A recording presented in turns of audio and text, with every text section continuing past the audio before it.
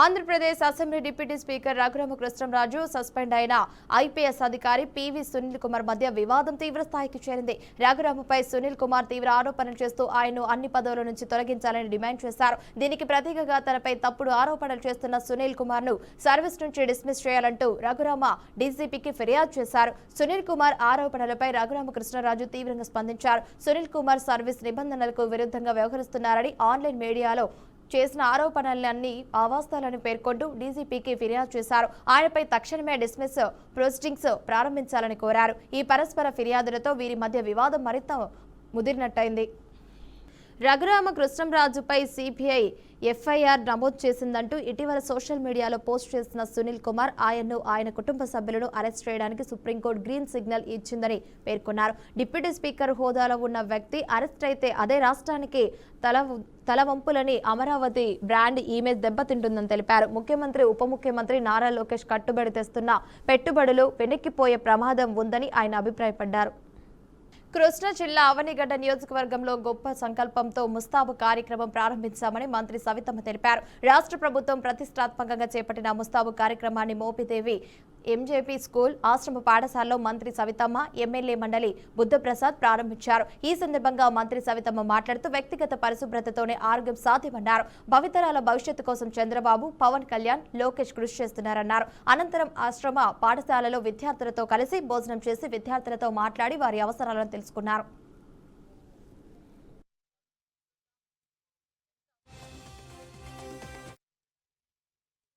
ఖచ్చితంగా శుభ్రత ఎంత అవసరం అనే విషయాన్ని పిల్లలందరికీ తెలియజేస్తూ మరి ఖచ్చితంగా ముస్తాబు కార్యక్రమం గురించి పిల్లలందరికీ ఎక్స్ప్లెయిన్ చేస్తూ మరి దానికి కావాల్సిన వస్తువులు కూడా ఒక వాష్ బేషన్స్, మిర్రరు, మరి దువ్వెన, నెయిల్ కట్టరు, మరి హ్యాండ్ వాష్ కూడా అన్ని ఏర్పాటు చేయడం కూడా జరిగింది.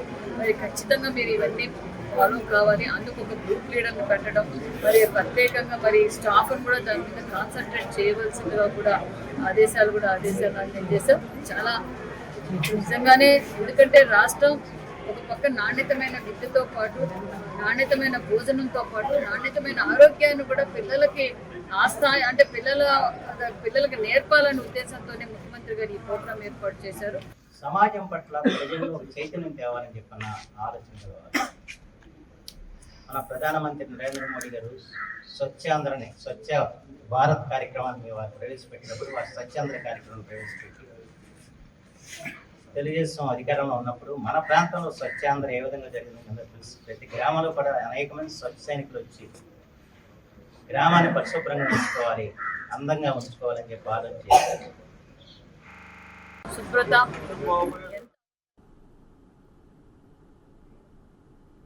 మహాత్మా గాంధీ ఉపాధి హామీ పేరు మార్చే హక్కు ఎవరిచ్చారని మోదీకి సిపిఐ జిల్లా కార్యదర్శి దోణిపూడి శంకర్ సూటి ప్రశ్న చేశారు. ఎన్టీఆర్ జిల్లా జగ్గయ్యపేట పట్టణంలో ఘనంగా సిపిఐ శత జయంతి ఉత్సవాలు ముగింపు సందర్భంగా బైక్ ర్యాలీ దోణిపూడి శంకర్ ప్రారంభించారు. ఈ సందర్భంగా ఆయన మాట్లాడుతూ గాంధీని చంపిన గార్డెల్స్ల వారసుల దేశాన్ని కూడా పరిపాలిస్తున్నారని, ఢిల్లీలో వాయు కాలుష్యాన్ని నిర్మూలన చేయలేకపోయారని విమర్శించారు. కమ్యూనిస్టులంటే మరెవరో కాదు, దేశభక్తులని ఆయన తెలిపారు. జగ్గయ్యపేట ప్రాంతంలో అనేక చోట్ల వాడవాడల పతాకావిష్యాలను గావించి ఈరోజు ఈ సెంటర్కి చేరుకున్నాం. ఈరోజు కమ్యూనిస్ట్ పార్టీ 100 సంవత్సరాల చరిత్ర, త్యాగాల చరిత్ర, దేశభక్తి పోరాటం. ఈ రోజున కనీసం స్వాతంత్ర్య పోరాటంలో పాల్గొనని వాళ్ళు, బ్రిటిష్ సామ్రాజ్యవాదులకు అడుగులకు మడుగులెత్తిన వాళ్ళు, సామ్రాజ్యవాదులకు లొంగిపోయి లెటర్లు రాసి దివాన్ బహదూర్, రాజ్ బహదూర్ సత్కారాలు పొందేటువంటి వాళ్ళు ఈ దేశాన్ని పరిపాలిస్తున్నారు. మహాత్మా గాంధీ అని చెప్పిన గాడ్సే వారసులు ఈ దేశాన్ని పరిపాలిస్తున్నారు. చివరిగా మహాత్మా గాంధీ పేరుని తొలగించేటువంటి దుర్మార్గానికి ఇవాళ మోడీ ప్రభుత్వం పాల్పడుతుంది. అన్నమయ్య జిల్లా గాలివీడు ఇన్ఛార్జ్ ఏఈ సత్యమూర్తి ఏసీబీకి చిక్కారు. గాలివీడులో ఒక రైతు ట్రాన్స్ఫారం కోసం 1.5 సంవత్సరం నుంచి ప్రభుత్వాల ఆఫీసుల చుట్టూ తిరిగినా కూడా అధికారులు కనీసం స్పందించడం లేదు. చివరికి ఇన్ఛార్జ్ ఏఈ సత్యమూర్తి రైతు నుంచి 15,000 లంచం డిమాండ్ చేశారు. ఏఈ డ్రైవర్కు 15,000 లంచం ఇస్తుండగా ఏసీబీ డీఎస్పీ సీతారాములు అయితే తన సిబ్బందితో ఏఈ సత్యమూర్తి డ్రైవర్ను అదుపులోకి తీసుకున్నారు. అనంతరం గాలివీడు ట్రాన్స్ఫారం ఆఫీసులో సోదాలు నిర్వహించారు. అరెస్టు చేసిన వారిని కోర్టులో హాజరుపరుస్తామని ఏసీబీ అధికారులు తెలిపారు. 22/12/2025 తేదీ సాయంత్రం 4:03 సమయంలో రాయచోటి పట్టణంలో శివాలయం వై జంక్షన్ దగ్గర గాలివీడు ఎలక్ట్రికల్ ఏఈగా సత్యమూర్తి గారి ఆయన కారు డ్రైవర్ అయినటువంటి శ్రీనివాసులు ఆయన తరపున ఫిర్యాదుదారుడైనటువంటి గాలివీడు మండలానికి చెందిన ఫిర్యాదుదారుడైనటువంటి ఎర్రయ్య గారి నాగేశ్వర అనే రైతు తన పొలంలో ట్రాన్స్ఫార్మర్స్ కొరకు కరెంట్ కనెక్షన్ ఇచ్చి ట్రాన్స్ఫార్మర్స్ను ఏర్పాటు చేయ నిమిత్తము ఆయన పెట్టుకున్న అర్జీ మీద ట్రాన్స్ఫార్మర్ను ట్రాన్స్ఫర్ చేసి ఎస్టాబ్లిష్ చేసి కరెంటు కనెక్షన్ ఇచ్చి ఆయనకు ఆ ఏర్పాటు చేయడానికి కోసము ఆయన తమ్మునికి సంబంధించిన పొలాలకు 15,000 లంచం డిమాండ్ చేసి ఆయన తన కారు డ్రైవర్ అయినటువంటి శ్రీనివాసుల ద్వారా లంచం తీసుకుంటూ ఉండగా మొదట శ్రీనివాసులను అరెస్ట్ చేయడం జరిగింది. శ్రీనివాసుల దగ్గర 15,000 రూపాయలు లంచం ఆయన ప్యాంట్ జోబులో నుంచి రికవర్ చేయడం జరిగింది. తర్వాత ఏఈ గారిని కూడా ఆయన ఆఫీస్ అయినటువంటి గాలివీడు రోడ్లో ఉన్నటువంటి ఎస్పీఎం ఆఫీస్ నందు ఆ ఏఈ గారిని కూడా సత్యమూర్తి గారిని కూడా ఈరోజు అరెస్ట్ చేయడం జరిగింది. అయితే ఈ రైతు 2024 సంవత్సరం జూలై నెలలో అప్లై చేసుకున్నాడు. ఆయన తన పొలాలకు ట్రాన్స్ఫార్మరు ఇచ్చి కరెంటు కనెక్షన్ ఇచ్చి ఆ ట్రాన్స్ఫార్మర్ ఏర్పాటు చేయమని చెప్పి, అయితే దాన్ని సాగదీస్తూ లంచం కొరకు ఆయన్ను వేధిస్తూ దాదాపు 1.5 సంవత్సరం పాటు ఆయన్ను వేధించి ఈరోజు ఆయన వద్ద నుండి లంచం తీసుకుంటూ ఏఈ సత్యమూర్తి గారు అదేవిధంగా ఆయన డ్రైవర్ శ్రీనివాసులు ఇద్దరు కూడా రెడ్ హ్యాండెడ్గా ఏసీబీకి దొరకడం అయింది.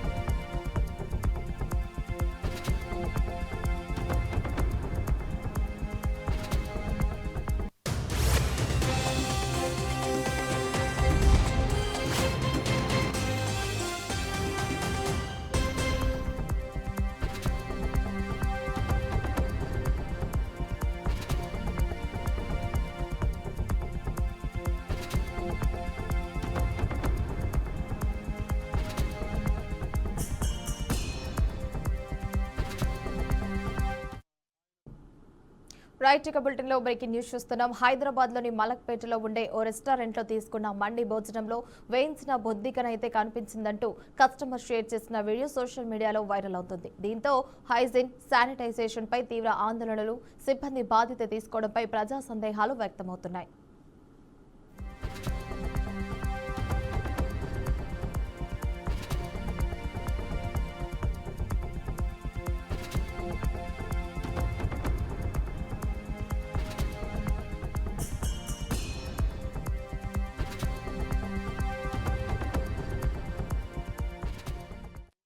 అయితే హైదరాబాద్ లో తరచూ ఇలాంటి ఘటనలు వెలుగు చూస్తుండటంతో నగరవాసులు ఆందోళన చెందుతున్నారు. అయితే హైదరాబాద్ లో ఇలాంటి ఆహార భద్రత సమస్యలు తరచూ వెలుగులోకి వస్తున్నాయి. దీంతో నెటిజన్లలో ఆందోళన పెరుగుతోంది. అధికారులు నెటిజన్లను సూచిస్తున్నది ఫుడ్ స్టాల్స్, రెస్టారెంట్లను వినియోగించే ముందు హైజీన్ మరియు లైసెన్స్ పరిస్థితులను తప్పకుండా తనిఖీ చేయాలని డిమాండ్ చేస్తున్నారు.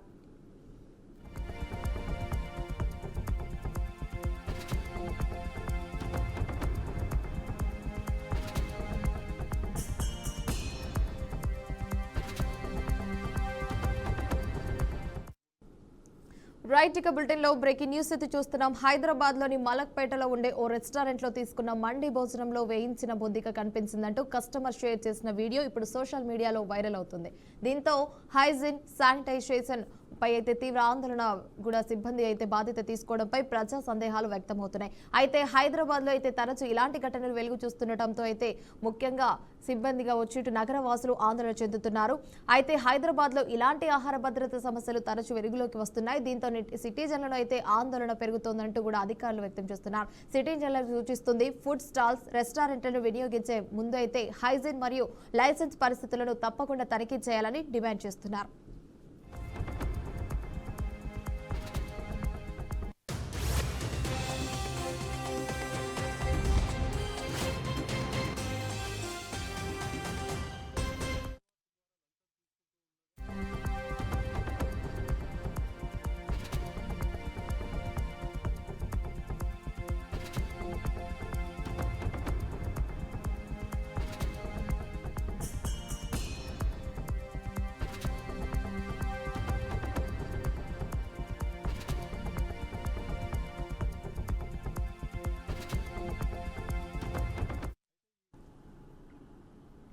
వికారాబాద్ జిల్లా కలెక్టరేట్ కార్యాలయం ముందు సోమన్ గుర్తి గ్రామానికి చెందిన ఓడిపోయిన అభ్యర్థి దయాకర్ గ్రామస్తులతో కలిసి ధర్నా చేపట్టారు. సోమన్ గుర్తిలో అయితే రీపోలింగ్ చేయాలని అభ్యర్థి దయాకర్ రావు గ్రామస్తులు డిమాండ్ చేశారు.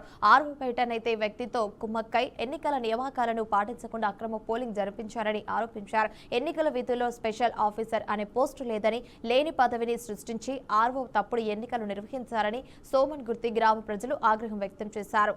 ఆర్వో మీద చర్యలు తీసుకుని గ్రామంలో రీపోలింగ్ నిర్వహించాలని అడిషనల్ కలెక్టర్ సుధీర్కు ఫిర్యాదు చేశారు. సోమన్గుర్తి గ్రామ పంచాయతీ ఎన్నికలను సోమన్గుర్తి గ్రామ పంచాయతీ ఎన్నికలను స్పెషల్ ఆఫీసర్ను స్పెషల్ ఆఫీసర్ను స్పెషల్ ఆఫీసర్ను స్పెషల్ ఆఫీసర్ను ఈ నెలలో 17వ తేదీన నిర్వహించిన గ్రామ పంచాయతీ ఎన్నికల్లో, స్థానిక సంస్థల ఎన్నికల్లో మా విలేజ్కి, మా గ్రామానికి వచ్చినటువంటి ఆర్ఓ గారు పక్షపాతంగా వ్యవహరించడం జరిగింది. అట్లాగే కౌంటింగ్ కేంద్రంలోకి సర్పంచ్ క్యాండిడేట్ను కూడా అలో చేయలేడు.